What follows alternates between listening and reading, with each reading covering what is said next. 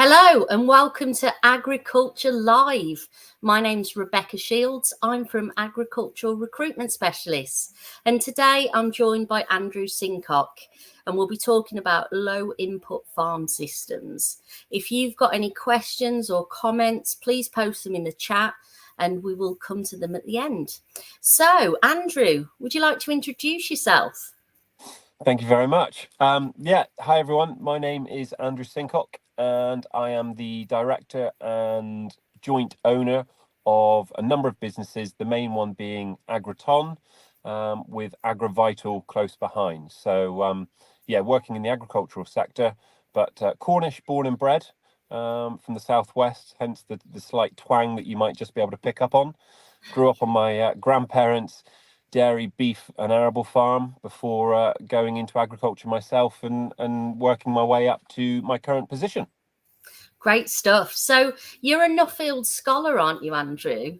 I am, yes. So for could my you sins. tell us about that? Because some people won't know at all who are listening what a Nuffield Scholar actually is. So I've the number of times I've been asked this, and I should know it off by heart. Nuffield Scholarship is a pot of money that gets given to about 20 scholars each year in the UK. And with this little pot of money, they have to go off and travel internationally to study a particular topic that is of interest to them. So they study a topic, they get given some money, and the aim is that they bring back the newfound knowledge and experience that they've gathered from across the world, bring it back to the UK, and then share that knowledge and information with farmers, and anyone involved in the food and farming. So it could be food related, it could be agricultural related. There's a lot of people that do topics on people and management of people. So a really broad brush in regards to topics, but it's a scholarship for you to go learn, study, and then bring back that knowledge to share with others. So how do you get to have be a Nuffield Scholar? So it's a really rigorous and quite difficult sort of application process. You have to send off a really detailed application, which includes, your title, background of yourself, also the title that you're looking at studying, working titles, some research. You've also got to identify countries and places where you want to visit and why you want to visit them.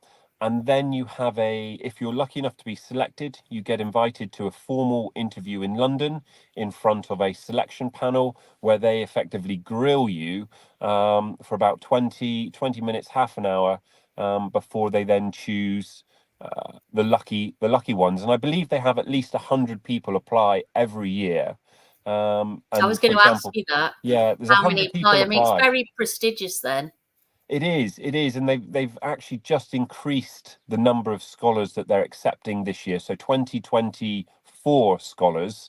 I'm a 2023, but 2024 there are 24 different scholars, whereas in my cohort there was only 18. So they are increasing the number, and that's to do with the demand, the number of people that are applying, and the quality of the applicants.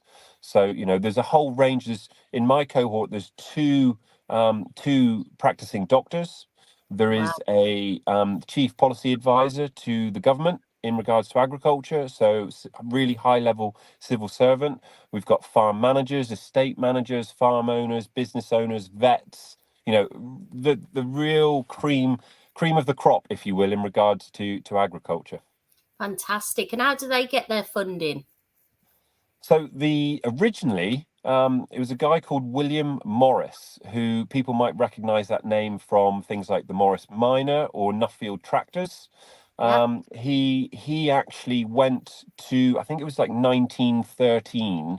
He went to America and visited the Ford factory and effectively learned how to mass produce vehicles. He Okay. took that knowledge that he gained, brought it back to the UK, and obviously then developed the Morris Minor, the car, Nuffield tractors, as well as a load of other things. So that was how it started, and then he's been looking for sponsors ever since. So, for example, my scholarship is sponsored by McDonald's. Other people can be sponsored by AHDB, Trehane Trust. There's a whole host of different people that sponsor it every year, which allows everybody and people like myself the opportunity to bring back this knowledge and share it with others. So what a great opportunity it is. Yeah, I'm extremely lucky. The 2024 cohort are currently in Brazil having what looks like the best time. Amazing. Yeah, I'm heading to Japan on Saturday for a week in Japan and a week in Thailand, looking at the management of organic manures and how people are recycling organic waste, whether that's food waste or on farm waste, Yeah. and turning that into, a usable soil amendment, soil fertiliser, soil improver, to ultimately reduce the need for bought-in inputs, natural farming, if you will. Fantastic. So it's all about knowledge sharing then. Yeah, that's the key. So when I finish, and it's usually about 18 months, so I'm presenting my findings in Belfast in November this year. And I will do a written report, which I believe is 5,000 word written report on my findings. I'll have to do a YouTube video, which is about 3 minutes long. And then I have to present in front of a room full of other scholars and industry leaders my findings, which will also be on YouTube as well. So So it's that's almost my like give back. a TED Talks for agriculture. Yeah, it really is. But Yeah. because you're in the room with other Nuffield scholars and other people with, huge amount of knowledge on this particular topic, there's a lot of grilling. So there's a lot of back and forth. There's a lot of discussion. And for anybody that's been to a Nuffield conference, they will know how inspiring and challenging just being in that environment is. There's a lot of high level conversations, a lot of communication, a lot of discussions, and even a few sort of healthy debates and arguments around the best way of doing things. And Yeah. And and can it's anyone go? agriculture. Anybody can go to the Yeah. conference. Yeah, absolutely. It's open to anybody. Brilliant. So you're a director of Agriton. So can you tell us what your company does? Yes, in a nutshell, we manufacture, source, and supply a range of agricultural products. So that includes foliar fertilizers, placement fertilizers, feed additives, silage additives, slurry treatments. We even have a horticultural range of products, which means soil amendments, soil improvers, microbial inoculants, a whole host of different products for farm, soil, animal husbandry, arable farmers. Yeah, we've even actually got a range of sort of health products as well. So like a probiotic drink. We've got microbial cleaning products for people that want to clean their house and use less chemical. So a real range of different products, all of which are the term that I like to use is better alternative. They're Okay. products that people are already using, and I always use the bleach cleaning product. So there's people that are using chemical cleaning products in their home. What we're doing is we're replacing those chemical cleaning products with environmentally friendly alternatives. So we're Okay. using microbes in this instance to create a cleaner that once it gets flushed down the toilet or down the drain, that bleach or those chemicals aren't going to have a knock-on impact on the wider environment. And so do you guys cover the UK? Yeah. So we cover the UK, we cover Ireland as well, and randomly we also cover Iceland. Wow, where's the Iceland thing come from? So Agriton first sort of reared its head and was established about 30 years ago in the Netherlands. And a big part of the product range was something called effective microorganisms, so EM for short. And EM was discovered in Japan. Another reason why I'm off to Japan as well, was discovered in Japan in 1982. Professor Heger coined this term effective microorganisms, and he supplied these microbes across the world. So they're available everywhere.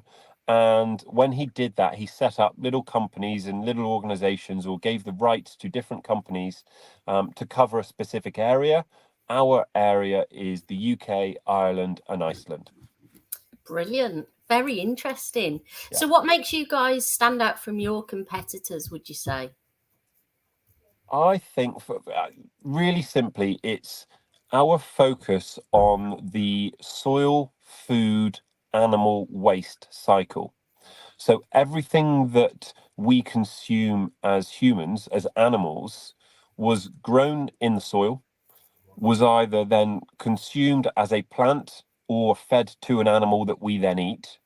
And then we produce a significant amount of waste, a lot of that being organic waste, and how we can then recycle that organic waste back into the soil to grow the next crop. So everything, literally everything we do, will not only be good for a particular aspect of that cycle. So the fertilizer is great for the crops, but it's not going to have a negative impact on the animal or the soil. So everything we do is focused on that cycle and benefiting as much of that cycle as possible. Okay, so the whole cycle we're looking at there. So today we're going to be talking about low input farming. Can you tell people listening or watching what actually is low input farming? So low input farming is different things to different people, and it's a little bit relative, and it does depend on your starting point. But ultimately, low input farming is trying to reduce the amount of products or inputs, bought in products that you need to use to grow a crop or a yield, to produce a Okay. yield. So in the UK at the moment, there's a lot of farmers that are buying in a lot of products. So whether that's fertilizers, whether that's chemistry, plant protection products, whether that's feed, there's a lot of products that are being brought in to produce a yield, produce an end product that can then be sold. So what we're trying to say with low input farming is that you reduce the number of those inputs. And in some instances, you might reduce your yield a little bit, but not always. So you're reducing the amount of inputs that you need to use to produce a yield at the end of the day. Okay, so some people will think this is crazy. Why does this guy promote less inputs when you work for a company that provides inputs? Yeah, it's the irony is not lost on me, that's for sure. I'm gonna quote a friend of mine, and I'm not going to give him any credit for it because he doesn't give me credit when he quotes me. But there's a guy that we work with that sort of believes that people and farmers generally, and we're generalizing slightly, abide by the principle that more equals more. You apply more fertilizer, you get more yield. More equals more. That isn't always the case. In some instances, less is more. And given the climatic sort of conditions, the environmental issues that we've got going on, even the commercial issues that we've got going on with the volatility in input prices, we're now in a situation where farmers are trying to produce even more from even less. So we're really, really looking at the efficiencies of these products. We feel as a company that we have a product range that operates at really high levels of efficiency. So, for example, our fertilizer is 99.9% efficient. Now, we've also got the situation in the world where, okay, yes, we need to try and reduce our environmental impact, but we also need to feed everybody. You know, everybody talks about 10 billion people in the world by 2050. They all need feeding. So there comes a balance, striking a balance between reducing inputs, and the inputs that we do use need to be highly efficient and justifiable. And I feel that we're in that position where we've got a range of products that will provide a better alternative to what's being used already, Yeah. but also produce a yield that's going to feed everybody and make sure that we're all fed, we're all healthy, and nobody goes hungry. Okay, so, are farmers too reliant on inputs? Is that what you're saying, Andrew? I think so, yes. It's really simply, and farmers aren't going to like me for saying this, but yes, they are. Coming out of the Second World War, we had the situation where we had huge amounts of ammonium nitrate, so nitrogen fertilizer. It was cheap. They were looking for a market, and we were hungry. We came out of the Second World War and Europe was hungry. There was a lot of people, there was a lot of mouths to feed. Rationing was a real thing. So the government focused all of its time and attention and resources on producing as much food as we could possibly do. And that ultimately led to an increased reliance on inputs. You would have an advisor that would come on farm and tell you that your yields were too low, you need to increase them, you need to use more products. And as a result, all of the plant breeding, all of the chemistry, everything has been tailored. All the advice farmers are given is tailored to using products. It's very rare that we now work with agronomists or advisors, nutritionists that are trying to reduce inputs. And ultimately, they are salespeople as well. A lot of these agronomists are also selling you the chemicals that you need. So if you use more ammonium nitrate, you're going to have weaker plants. You're going to need to use more chemicals and pesticides and insecticides and herbicides. So it's a slippery slope.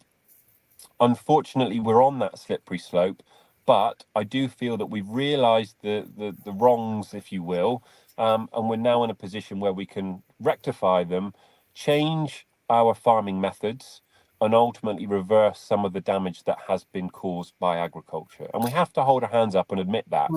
But we are in a position, and we're probably the only industry, and I genuinely mean that, the only industry that can actually have a positive effect on climate. Yeah, I was going to say, what are the benefits of using less inputs? There's two. It's my granddad always used to say, the less you spend, the less you have to earn to make money. That was his ethos. Yeah. And it's the same in farming. If more equals more, well, it doesn't. If you get more yield, the only way you can really get more yield is by using more fertilizer. Well, that fertilizer comes at a cost. So you're spending more to earn a little bit more, but actually your gross profits or your gross margins might not be much different. In some instances, actually spending less will actually increase that gross margin. So sometimes less is more. And the second thing, apart from the economics of it, is the environmental impact.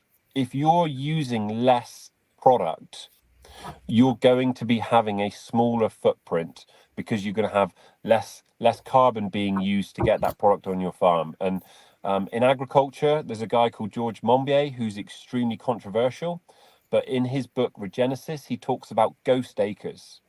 How many ghost acres does your farm need to survive? Meaning, how much feed are you buying in? How much feed is being grown on another farm to feed your animals? That's what he considers ghost acres. And that's the same with a footprint. If you're having to buy in products, feed, fertilizers to keep your farm going, then your environmental impact is huge. And we need to address that. So that's where that cycle that we talk about, that soil, crop, animal waste cycle is so important, because if we can close the loop, we can reduce our carbon footprint. And that's a huge win. Absolutely, Andrew. And I can tell that you're really passionate about this. But what are the disadvantages of using less inputs? The disadvantage, and the one that's always mentioned, is we've got 200 there's 10 billion people that we're going to need to feed by 2050. That's the argument, is that we need to be able to produce food to be able to produce to feed everybody. Poverty is a thing already. It's 2024. I never thought that at this point in my life we would be talking about poverty in the UK, food hunger, food banks. It's embarrassing as a first world country, part of the G7, and we look at the society in which we live. There are people that are relying on food banks just to get by. It's shameful. It really is. That's always the argument that's leveled at reduced inputs, is if we reduce the inputs, we reduce our yields. I don't agree with that, because in the UK each year we produce 9 million tons of food waste. It's roughly 20% of the food that we produce in the UK is wasted. Crazy. 20%. That you could argue that 1 in 5 animals killed is killed for no reason because that food is wasted. Mm, When you think about the morality of that, again, it's embarrassing, it's shocking. So mm, the argument is we need these yields to be able to feed people. And I get that. And that is still the case. We need to be able to produce yields. But we are currently producing enough food to feed everybody. It's our food distribution that is the problem. mm. And it's also our waste. Wonky carrots, wonky veg. We don't want a carrot because it looks a little bit funny. Yet when you go on social media, you see loads of images of wonky veg that looks quite rude and is quite funny. It's just the attitude that we've got. So I struggle So to find the downside. Yeah. education in some ways, Andrew, I guess. Yeah, 100%. There was a poll recently on Twitter. I think it was last week. There was a well-known advisor that asked who knows a farmer or who knows somebody that works within agriculture, and I think it was only 7% of the people that responded to the Twitter poll or Mm, X poll now knew somebody that worked in agriculture. It's that rural divide between the rural communities and the city and the urban communities. There's mm. a real disconnect between where the food comes from and the people that are growing it. Yeah, and this is why I'm passionate, about I wish that agriculture was taught in schools Yeah, because it's so important. yeah. I mean, every single school would have a playing field, and every Mm, single school is producing food waste. It's not difficult, and the kids would love having to produce their own compost yeah. and then feed it to the soil to grow their own fruit, their own veg that they can then eat. I do not know a single child that isn't interested in putting their hands in the soil, playing with earthworms, looking at things, and then eating something that they themselves have grown. Every kid is interested in it. You look at every child's book, it almost always includes farm animals. Mm. Yeah, Or as soon as they get a bit tractors or older. Yeah, something, absolutely. And it's this whole farm to fork thing, isn't it? Them understanding where food comes from. I mean, I've said it before, a lot of children now have no idea even where eggs come from, No, I you know. know. I know. It's on that point exactly. My auntie's got converted one of their old barns into a holiday let, and they've got a little petting zoo for all the kids that come and stay in That's lovely. their which is great. So every morning she goes out and says, "Right, kids, come on, let's go out and get the eggs to have for breakfast." And there was one particular lady that said, "What do you mean? Get the eggs? We've got eggs. Why do the kids need to go and we've got some?" And she goes, "Well, no, we'll get them from the chicken." The mum had no idea that eggs came from these chickens and the chickens were Wow. producing eggs. And as somebody that's grown up on a farm, works on farm, that literally blew my mind. But I don't think that is an isolated case. I think that disconnect is huge. Farm to fork, education, it has to be improved. Has Mm, to be. We are what we eat. absolutely. So, do you think that farmers want to use less inputs? I think farmers want to be profitable. And I also think farmers feel a huge sense of responsibility over their land, and they want their land to be healthy. Mm, Again, my granddad used to say, if you look after your cow, the cow will look after you.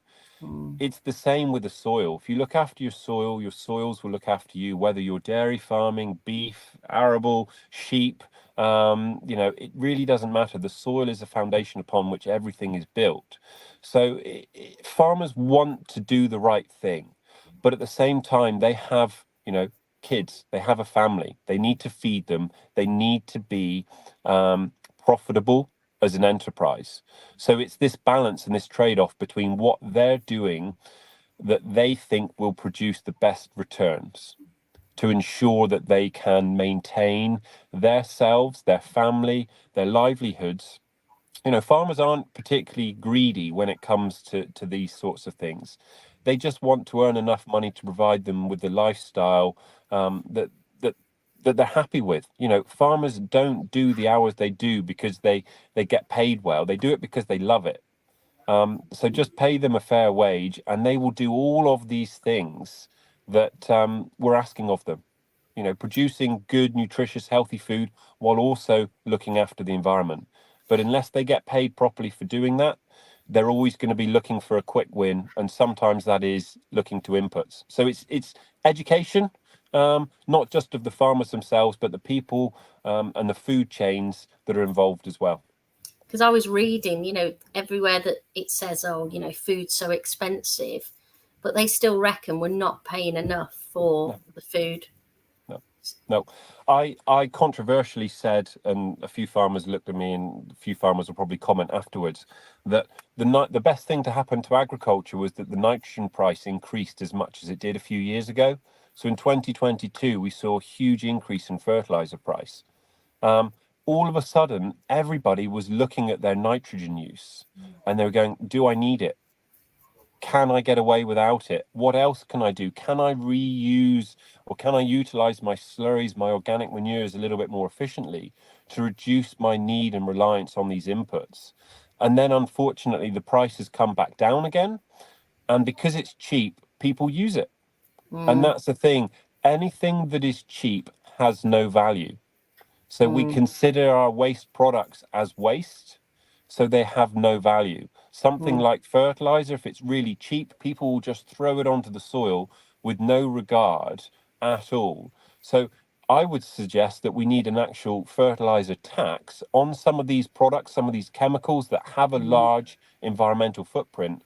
We should be looking at taxing them to discourage farmers from using them and to actually focus and sharpen their minds. And there's a wider discussion. Part of my travel, I ended up in New Zealand, where they've removed subsidies. Farmers no longer receive subsidies, and that sharpened the mind. Farmers are no longer relying on, governmental subsidies to maintain profitability. So it's a really difficult conversation to have. But I feel that the best thing and the best farmers that I work with and see regularly are the ones that are open-minded, progressive, and always questioning. Question everything. That input, why do I need it? What's it going to do for me? What are the environmental benefits or the drawbacks? And ultimately, is it going to be profitable? And also, you've got to look at the fact that we've got an aging farm population, haven't we? So some of these guys and girls have been doing it for a long, long time, and people don't like change, do they? No, they really don't. I spoke about this a couple of weeks ago. Agriculture is the only industry that is also a culture. That term, that the meaning of the word culture is something that's been passed down through generations, whether that's your morals, your values, your belief. As a kid growing up on a farm, my granddad was my idol. I looked at what he did, and everything he did, everything he said was absolutely gospel. Nobody could tell me otherwise. Yet when you grow up, you've then got to challenge your heroes, your idols, your teachers, your mentors. You've got to challenge them. And as a young person coming into the industry, that's really difficult. So maintaining that open mind, regardless of your age, is so important. But if you always do what you've always done, you'll always have what you've always had. So you've got to maintain an open mind. You've got to be open to the idea that somebody else might know a little bit more than you, and you've got to be willing to learn from them. And then you don't have to do everything that you're told, but just experiment, have a play, ask why, do your own research, and find your own way. Just because your neighbour's doing it doesn't mean it's right for you. Absolutely. So what do you think all of this means for recruitment if people are using less inputs on their farms? Oh, a really good question. There's a number of ways in which you can look at this. You could say, well, if we've got less inputs, there's less salespeople, there's less manufacturing jobs, for example. So that means that there's a whole part of the food chain that's going to fall down and break down. But I also feel there'll be opportunities elsewhere. Now, if you look at, increasing the amount of take herbicides, for example, weed killers. Instead of employing a salesperson and the manufacturer employing factory workers, operatives, why doesn't the farmer employ some people to work in the fields and pick weeds? I think there will always be jobs. Agriculture will always need sort of well-trained, practical, hands-on, proactive, hard-working individuals. The jobs might just look a little bit different in 10, 15, 20 years' time is what they do now, but they will still be needed. And that's the key point. And there will always be a place in agriculture for anybody that's willing to work hard, willing to listen and learn, and that is a little bit proactive. I think that is the one thing that as a kid growing up, you'll always need a farmer. We will always need food. There will always be a job within agriculture for anybody that wants it. And I guess as well, if there's less inputs, there's more manual work that's being done. Yeah, I think that's what I was trying to say, but you've just summed it up quite nicely. Fantastic. It is a lot of these products are ultimately aimed to try and reduce the amount of labor. And actually, sometimes, agriculture, you need that person. You need somebody in the field digging a hole, looking at the soil, working with the animals, being hands-on. I remember working on a dairy farm where we had heat detection collars, because me as a human, as the herdsman, I was only picking up about 85 to 90% of the cows in heat. Well, when we employed the heat detection system, we were still only getting about 90% of the cows in heat. But if you combine myself and the heat detection, we picked up everything, because the ones I missed, the computers picked up on. And the ones the computers missed, I picked up on. So humans, people, staff will always have a role in agriculture. Just what it looks like in 10, 20 years' time, I don't know. Yeah, sure. So is low input farming the answer to climate change and sustainability? I think it's one of them. Okay. I don't think there's a silver bullet when it comes to reversing climate change. As I said earlier, agriculture, I believe, is the only industry that can actually reverse and even sequester and reduce the effects of global warming and climate change. I genuinely believe that our ability to sequester carbon we're the only industry that can do that. So I think it stands us in good stead. But there is no one answer. There is no one farming practice that solves all of those problems. If you stop using fertilizers, and you reduce your fertilizer impact or your usage, so you reduce your inputs, but you're still plowing regularly, they're going to offset each other. People talk about becoming organic farming. Well, you then need to plow in an organic system to kill weeds. Whereas in a conventional system, you can use glyphosate and direct drill. Now, both have positives, but both have negatives as well. There is no one answer, which is why, as a company and as an individual, I like to look at the bigger picture. Plowing isn't bad, but if you do it all the time, it is or can be. Glyphosate, if you use it every year, is going to have a negative impact, but occasional use of it is okay. So it's looking at the bigger picture, realizing when a particular practice is needed and when it's going to add real value to that farming enterprise, and not doing it too often. So it's like human diet, everything in moderation. And it's the same when it comes to reducing our climate footprint. We've got to look at everything we do rather than just one or two specific things, because one or two specific things isn't going to have enough of an impact. So what are other good farming practices, would you say?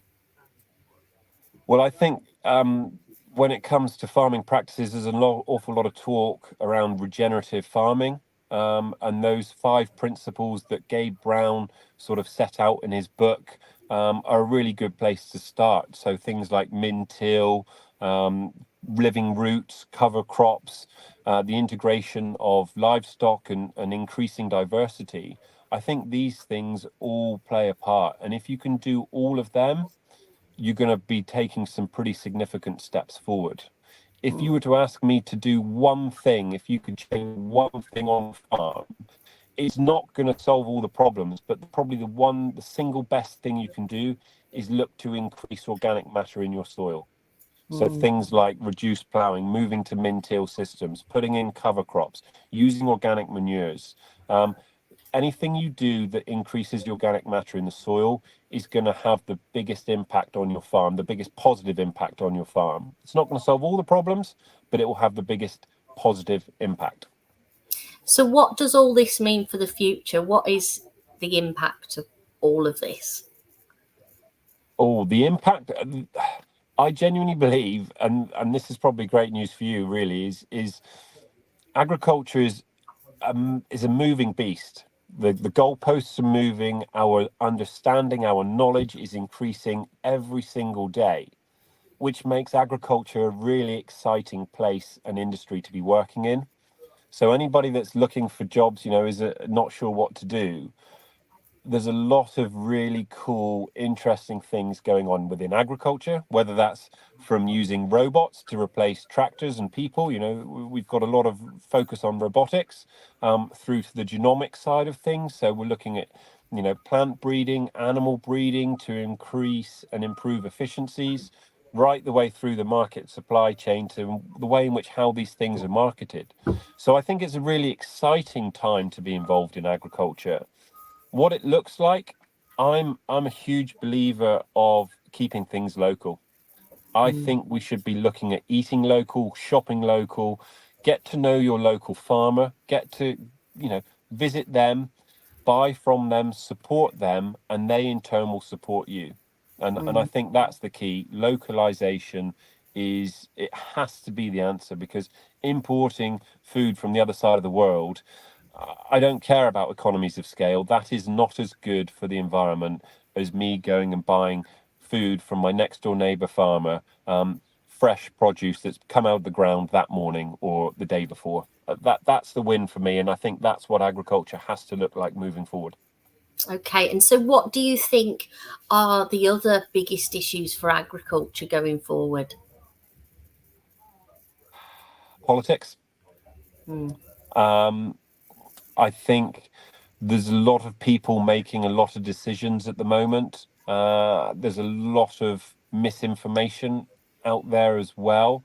The advisors, the people that these decision makers turn to for advice, isn't always the best advice or the best people to turn to.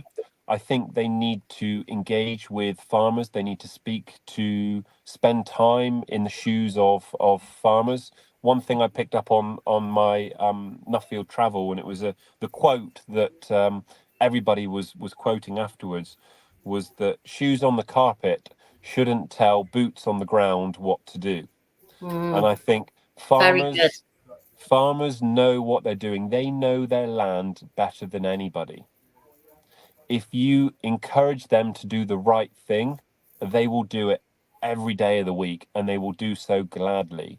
If you promote and reward the bad practices, they'll continue doing that because they have to be profitable. They have to provide for their family. So encourage the farmers to do the right things, and they will gladly do it. Andrew, you're a wealth of knowledge.